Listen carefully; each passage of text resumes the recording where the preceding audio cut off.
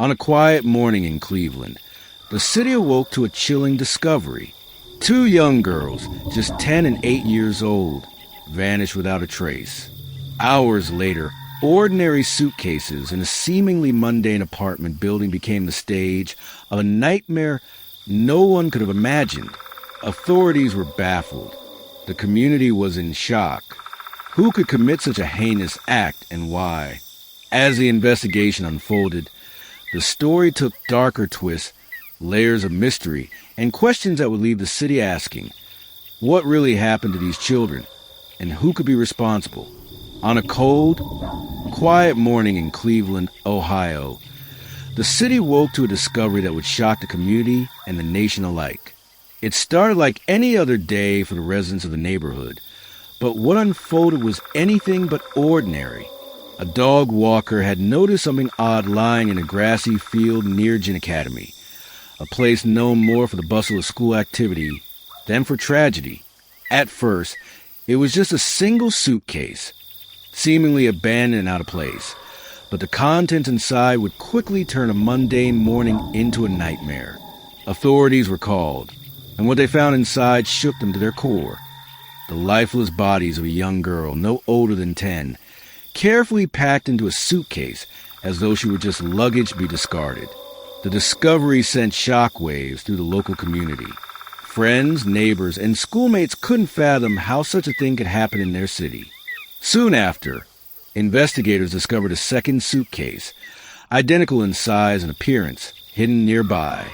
Inside it lay another young girl, this one slightly younger, barely 8 years old, her body similarly confined. The two girls, Amor Wilson, 10, and Mila Chapman, 8, would later be revealed to be half-siblings, united in life and tragically in death. The details of their lives were only beginning to be unraveled, but what was immediately clear was that this was not a random act. The presence of the two suitcases, the careful placement of the children within them, and a lack of witnesses all pointed to a story that would confound authorities and horrify the public.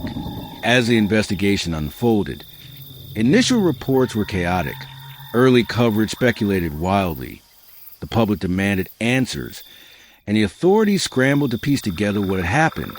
The discovery in the suitcases was a jarring contrast to the innocence of childhood. Two young lives abruptly ended in a way so grotesque and unnatural, it left people searching for answers that seemed just out of reach. Authorities treated the scene with extreme caution. Knowing the evidence inside those suitcases could be key to understanding what had happened. For hours, detectives meticulously documented the site, taking care to preserve every detail, every trace that could illuminate the truth behind the inexplicable tragedy. Community members gathered nearby, whispering among themselves, trying to process the horror. Parents checked their own children. Neighbors exchanged theories, and the local news began broadcasting live updates, each report more shocking than the last. The air was heavy with disbelief. The kind that spreads when the safety of ordinary life is shattered by an act so cruel and incomprehensible. How could something like this happen in a city, in a neighborhood, in a school district that many considered ordinary and safe? The more authorities investigated, the more questions seemed to mount. In the hours following the discovery, law enforcement worked tirelessly to identify the victims. It was a painstaking process, one that involved collecting fingerprints, dental records, and speaking with community members. Meanwhile, the public watched transfixed as the story unfolded with a mix of horror and morbid fascination. By the next day, authorities confirmed the identities of the two young girls, Amor Wilson, age 10, and Mila Chapman, age 8. Both had been missing for only a short time, yet the circumstances of their deaths suggested planning, deliberation, and a deliberate intent to conceal the act. The city could hardly comprehend that these were not anonymous victims, but two children known to families, friends, and schools whose lives had been violently stolen. As more information came to light, investigators turned their focus toward the immediate family. A third child, discovered in the residence during the investigation, was taken into protective custody. ensuring her safety and highlighting the scale of potential danger that had existed within the household. Authorities identified the mother, 28-year-old Aaliyah Henderson, as the prime suspect in the deaths of the two young girls. Within 48 hours of discovery, she was arrested and charged with 2 counts of aggravated murder. The arrest sent further shockwaves through the community, as neighbors and acquaintances grappled with the reality that someone so close to the victims could commit such acts. The case against Henderson quickly drew national attention, not only because of the age of the victims, but also because of the method in which the crime was carried out. The use of suitcases, the deliberate concealment, and the cold efficiency with which the acts were carried out suggested a level of premeditation that stunned the public. News outlets covered the story relentlessly, dissecting every detail, every timeline, and every motive that could be inferred from the limited evidence available. Social media became a conduit for grief, outrage, and speculation, as people attempted to make sense of the unthinkable, sharing updates, photos, and theories about what had transpired. The investigation revealed that Henderson's history with her children had been complicated. While many details remained sealed in court documents and police reports, it was clear that the mother had exercised control over her household in ways that may have contributed to a climate of fear and secrecy. Friends and acquaintances described the household as normal on the surface, with the children attending school and participating in routine activities. But beneath the surface, evidence suggested tensions, conflicts, and challenges that may have played a role in the tragic outcome. The contrast between outward appearances and the grim reality of the children's fate only deepened the sense of shock surrounding the case. Authorities worked meticulously to reconstruct the timeline leading up to the discovery. The girls had been last seen alive at their home, with family members reporting them missing once their absence was noted. Investigators traced their movements, spoke with neighbors, reviewed surveillance footage from surrounding areas, and examined the suitcases themselves for clues.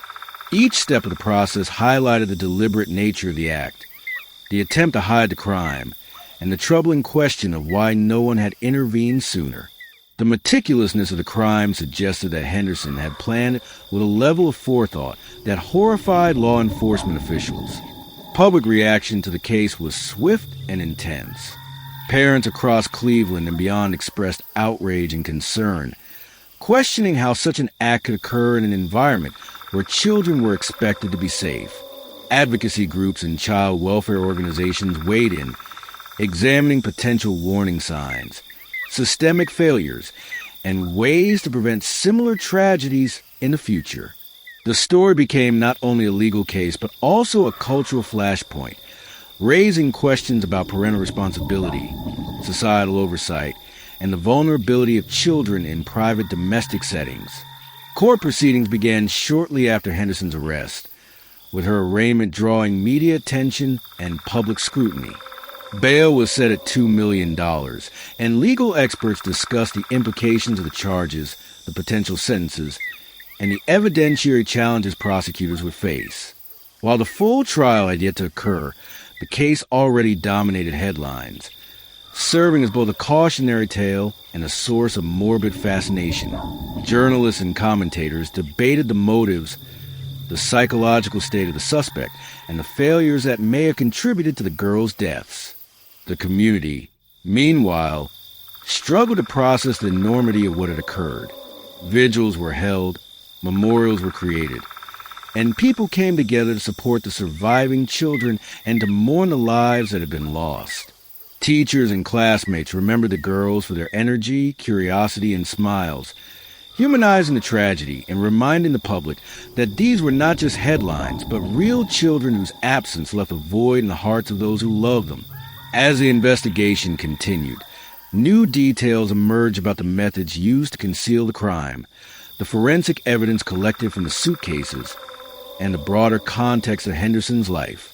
Law enforcement officials emphasized that the investigation remained active and ongoing, with many questions still unanswered. The exact cause of death for each girl had not yet been publicly released, leaving room for speculation and concern.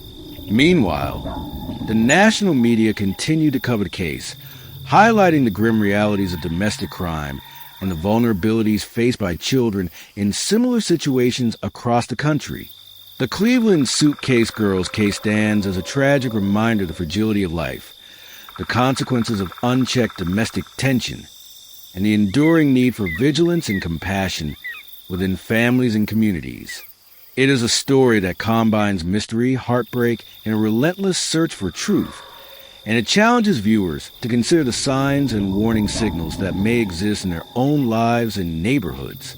While the legal process unfolds and answers emerge, the public continues to follow the case with intense interest, grappling with both the horror of the act and the humanity of the victims. This story also leaves a broader societal question in its wake. How can communities better protect their most vulnerable members? How can early intervention prevent such tragedies? And what lessons can be learned from a case that shocked a city and a nation? These questions resonate far beyond Cleveland, sparking discussions about child welfare, parental accountability, and the need for community awareness and support. As viewers reflect on the story of Amor Wilson and Mila Chapman, they are confronted with the stark reality of lives cut short, families irrevocably changed, and a community searching for answers. The case exemplifies both the darkness that can exist within the most ordinary settings and the resilience of those left behind. In conclusion, the Cleveland Suitcase Girls case is a deeply compelling story that combines mystery, tragedy, and an ongoing search for justice. It reminds us that even in the most familiar places, unimaginable events can occur, and that the pursuit of truth and accountability is both necessary and urgent. For those following this story, it serves as a sobering reminder of the fragility of life, the need for vigilance, and the profound impact of crime on families and communities.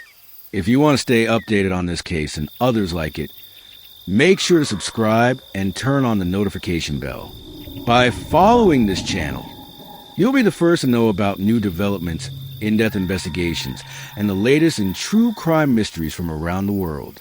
Don't miss the next story, where we dive even deeper into unsolved cases and uncover the truths that others overlook.